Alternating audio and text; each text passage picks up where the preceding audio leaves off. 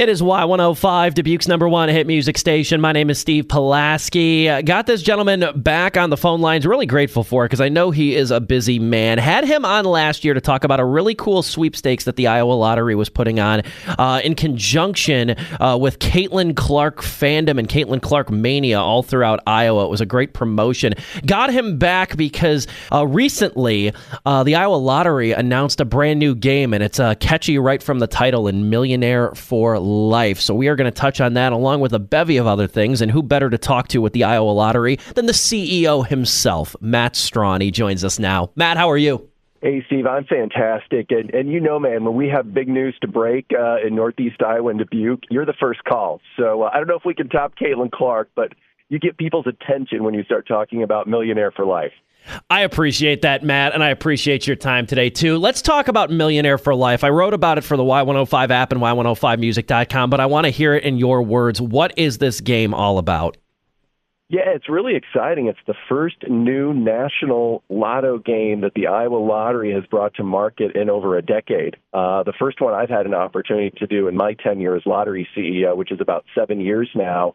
And we tried to keep it pretty simple with the name of the game. It's right there, Millionaire for Life. And it's a game that offers a top prize of $1 million a year for life, and actually a pretty cool second top prize of $100,000 a year for life.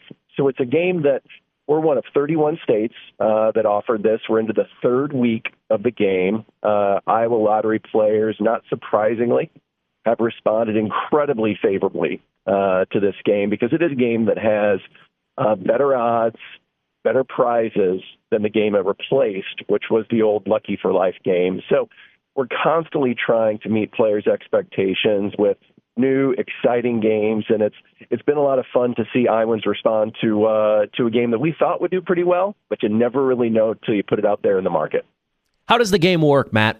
Absolutely.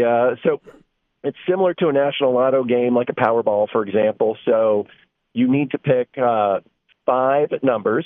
So you pick your first 5 of 58 numbers, and then you have what's called the Millionaire Ball, which, of course, it's the Millionaire Ball, right? The Millionaire for Life game.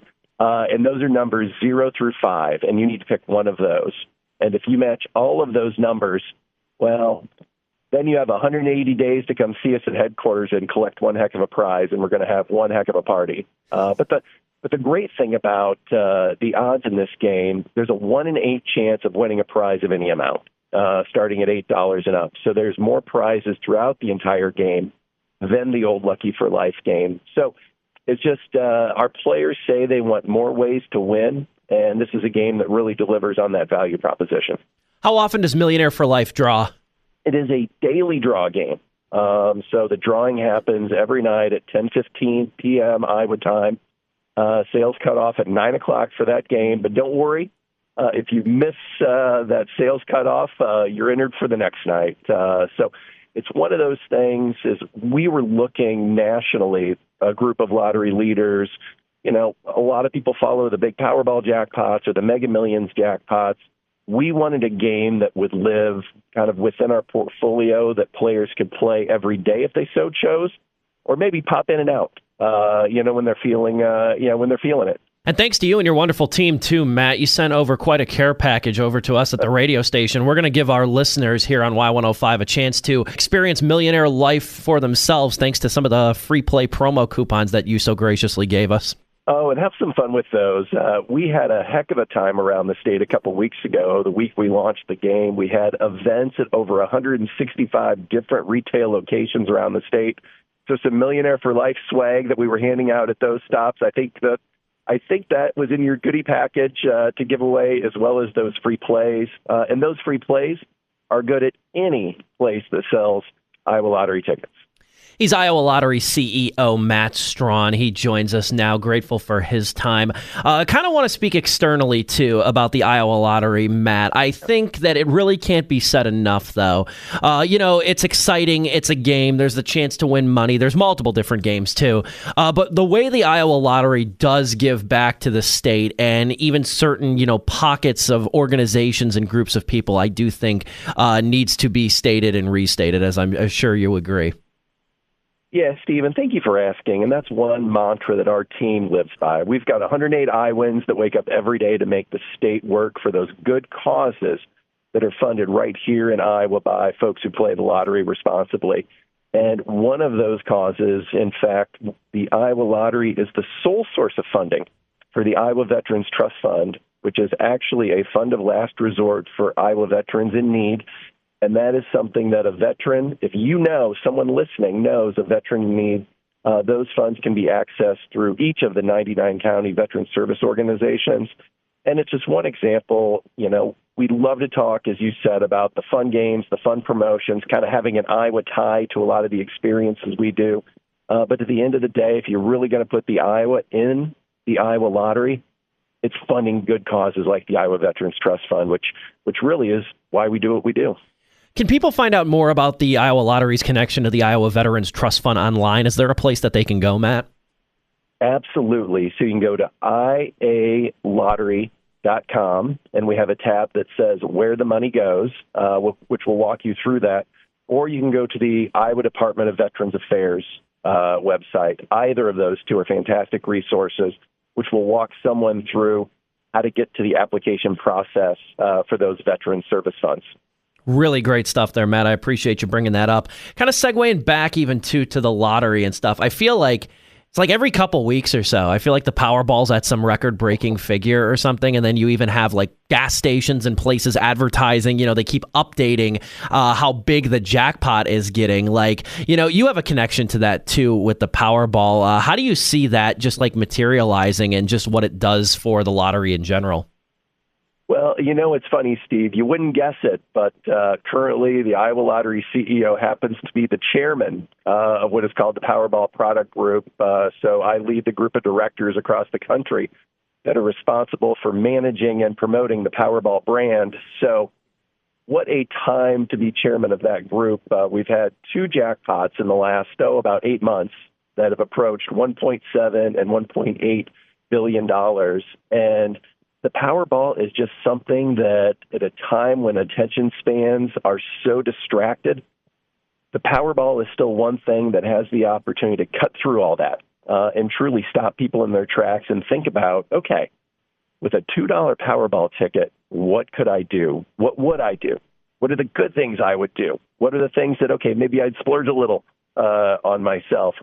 And that truly is the core lottery experience, that dreaming of the freedom or the security that comes with a life-changing prize. And the great thing about Powerball, it's probably the only thing in the store that hasn't went up in price lately. It's still $2. It's a great game, and it's something that we like to have a lot of fun with at the Iowa Lottery. But for me personally, being an Iowa farm kid who happens to be lottery CEO now, it's pretty unique for our state, a small state like Iowa, to have such a large voice in the global lottery industry by leading Powerball. I want to give you the opportunity, Matt, because you've had a real Renaissance man type career over here, too. You've been in politics, you've been in sports, you've been in a lot of different things. I just want to give you the opportunity. What should people know about Matt Strawn? Oh, gosh. At the end of the day, I'm a Iowa farm kid from Benton County. Sixth-generation Iowan, grew up outside of Van Horn, Iowa. Proud Hawkeye. Folks can probably find me a lot of fall Saturdays outside of Kinnick Stadium. Before I go inside of Kinnick Stadium, one of my favorite places in the world is being at a Hawkeye football game. And you know what? When you think about the opportunity to grow up in a place like rural Iowa, where it is about community, that you have a feel for kind of the culture and value. I didn't know it growing up, and I probably didn't really appreciate it early in my professional career, but almost every process, whether it was involved in owning an arena football league team, or even now in this role leading the Iowa Lottery, kind of there's culture, the work ethic that was instilled going way back on the farm, truly is the thread that kind of ties it all together. I want to touch on that arena football experience that you have, too. I know the internet's lied to me before, but true or false, though, you were a part owner of the Iowa Barnstormers of the AF2, was it, in the Arena Football League? Your memory is correct, and I want to be clear. I don't want anybody to think that I was actually on the field. My high school career topped out about about my junior year. So, but yeah, I was fortunate to be business partners with a few colleagues of mine, and we actually brought the Iowa Barnstormers back. Some of your listeners may recall when they were originally there, that was the Kurt Warner era team that subsequently ended up being sold and moved to New York. So me and my business partners brought it back, restarted the team as an AF2 franchise, and then a few years later, we're able to elevate up to the Arena Football League level. And what a great experience. From an entertainment perspective, to be part of a football team, to bring in, players that I would know, like Brad Banks, the Hawkeye legend at quarterback. Brad was one of our quarterbacks for a few seasons. It just was a ton of fun to be able to do that. But you have to remember, it's a business too. So I was really privileged to do that for a few years, and in a lot of ways, it did help prepare me for this lottery role. When you think of sales and marketing and promotions and those things you need to do to really capture the public's attention and make sure that they're feeling value when they part with their discretionary entertainment dollars. Did you ever get to meet Kurt Warner? I did. So two great Kurt Warner stories, and I'll be brief. One, the very first time Kurt was in the broadcast booth for the NFL Network was actually an Iowa Barnstormers game. So it was fun having lunch, or I guess a pregame meal with him in the media room before the game, and listening to him talk about how he had the butterflies a little bit, was a little nervous because it was his first national broadcast with the NFL Network. And then a few years later, we did a fundraiser for Kurt and his wife's foundation, and we actually retired his jersey in a ceremony before the game. And I tell you what, everything you've probably heard and read about Kurt Warner is true when it comes to being just a character guy.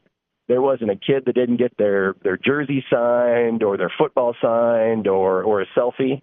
He wanted to make sure everybody that was there that wanted to meet with him and have a chance to visit with him, he was there for it. And, Steve, I know you've been around this a bit too. Not all athletes are like that. So just real privileged to have a couple really, really class interactions with Kurt over the years. Again, he's Iowa Lottery CEO Matt Strawn. I'm always grateful when you can hop on the phone line for just a bit, Matt, to talk about Iowa Lottery or even just your very colorful career as well. Bringing it back, though, I want to give you the final word. Is there anything that you want to just leave off on in regards to the Iowa Lottery, whether it's the new Millionaire for Life game or anything else surrounding the lottery? Yeah, well, ialottery.com for any questions you have about ongoing promotions. Please do download our mobile app. Easy to find on the App Store. You can check your tickets there. You can enter our second chance promotions. We have great promotions, experiential promotions all around the state. But primarily, I want to say thank you. The Iowa Lottery returned over $100 million to those good causes in the most recent fiscal year. And that doesn't happen without players all across the state enjoying lottery products, playing them responsibly. And we've got some great retailers, from convenience stores to grocery stores to bars and taverns that are lottery retailers. And it truly is all Iowans working together to make its lottery a success story for things like the Iowa Veterans Trust Fund.